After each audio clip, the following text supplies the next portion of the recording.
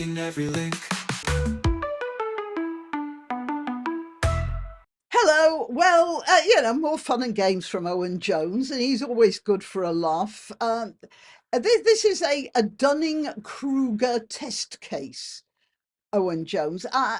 In most normal people, their faces would have burst into flames from the embarrassment, the flushing in their cheeks from the embarrassment they felt about how wrong they were about everything. But not Owen Jones. He's as pale and interesting as ever. If Reza Pahlavi takes control of Iran, he'll set up a brutal dictatorship like his father's. And what he's referring to is the fact that there are people in Iran now out in the streets in their millions, unlike the BBC. I say it's their millions because the BBC has it that it's their hundreds, but that's the BBC, isn't it? That they're out in the streets in their millions calling for the return of the Shah. And you might ask, because it's true, Mohammad Reza Pahlavi did run a pretty repressive government. Of course, what do the Iranians have to compare it with? Well, they have this. According to the memoirs of Ali Montazeri, who was Ayatollah Khomeini's designated successor until, as he says, he disagreed with Khomeini's methods and he had to get out of the way. What happened to many of the young women, that is, late teens, who were demonstrating against the imposition of Islamic law in Iran after Khomeini took power? They were imprisoned and they were executed for being naughty girls. And the way that Khomeini decided that they would be punished was that they would be raped before they were executed, and so, not being virgins, they wouldn't go to paradise.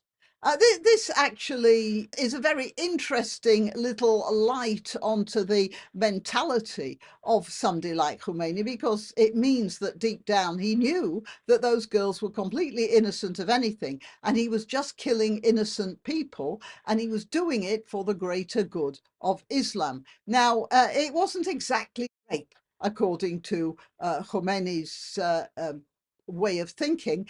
They would force the girl into a form of marriage with one of the prison guards, who would then exercise his marital rights on this poor kid in the cell, and then he would dissolve the marriage directly afterwards, and then she'd be executed. And Owen Jones thinks that this is better than having another Shah on the government of Iran. And well, yeah, I mean, you might imagine that maybe that's one of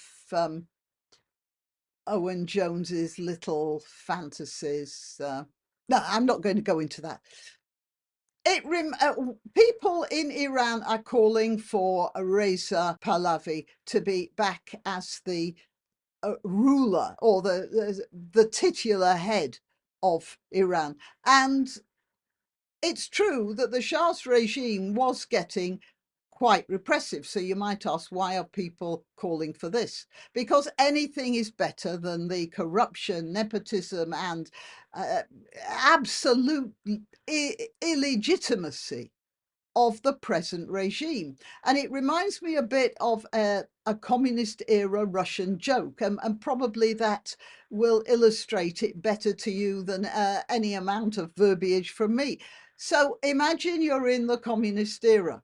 And I have said the Russians have a wonderful sense of humor, almost as good as the British sense of humor, and that's saying something. The other country that has a really good sense of humor, by the way, in Europe is Spain. They've got a great sense of humor too.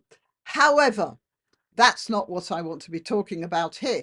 So the The setup is this: you can't just move from Omsk to Tomsk without permission from some government bureaucrat during the Soviet era. So this guy has got a job offer in Omsk, and he goes to his local bureaucrat to get an internal passport, which will allow him to travel to Omsk. Because of course the Soviet system was so much superior to anything we have here in the West, wasn't it now?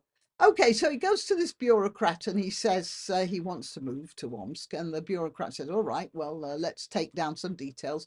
Where were you born? And this fellow says, I was born in St. Petersburg. You can tell this is a very old joke. I was born in St. Petersburg, he said. And then the official says, all right, and where did you go to school? And this person says, well, I went to school in Petrograd. Okay. And where did you go to university? I went to university in Leningrad. Okay. And where do you want to move to? And the fellow says, St. Petersburg. Now, everyone knows that 19th pre-revolutionary Russia was no paradise. But next to the Soviet Union, it was heaven on earth. At least people had a certain amount of freedom of movement, speech, and thought. And basically, when people are calling for a return of the Shah, it's not that they love Reza Shah so much. As a matter of fact, I don't love him very much myself. I'm not Iranian, by the way. But he represents a reset back to a pre-1979. That's what he represents. It would be very nice if this regime, the present regime, would fall and Reza Shah became the titular head of a democratic and secular government. It would be nice if Reza Shah could do a transition to a secular, democratic, a constitutional monarchy. It would be lovely. I'm not sure how they'd manage that because there are a lot of fanatical subgroups in Iran, which were what caused in effect caused the downfall of the previous Shah. But yeah, that's another matter. It would be nice if they could return to some sort of democratic stability on the pre-1979 model. But Iran needs the chance to do that. And that's what they're calling for, that chance. And idiots like Owen Jones or, to my utter horror, Tucker Carlson. I don't know what evil has got hold of their brains. I mean, Owen Jones was always an idiot, but Tucker Carlson, I disagreed with him about lots of things, but he basically had the right idea. I do not know what's happened to him now. That's terrible shame. But anything is preferable to the sort of situation that Ali Montazeri was talking about. And I'm just showing you this here. This is a demonstration, apparently, of Iranians and some pro-Israel people outside the BBC. And I've said this before as well. The BBC started off by being antagonistic towards Israel, peddling lies about Israel and supporting organizations aligned with Hamas and that sort of thing. And now they're doing the same thing towards Iran. So as I keep being told by some of my Israeli subscribers, it starts with the Jews, it never ends there. And they are having a go at the BBC, which is basically on the side of Owen Jones by the looks of things.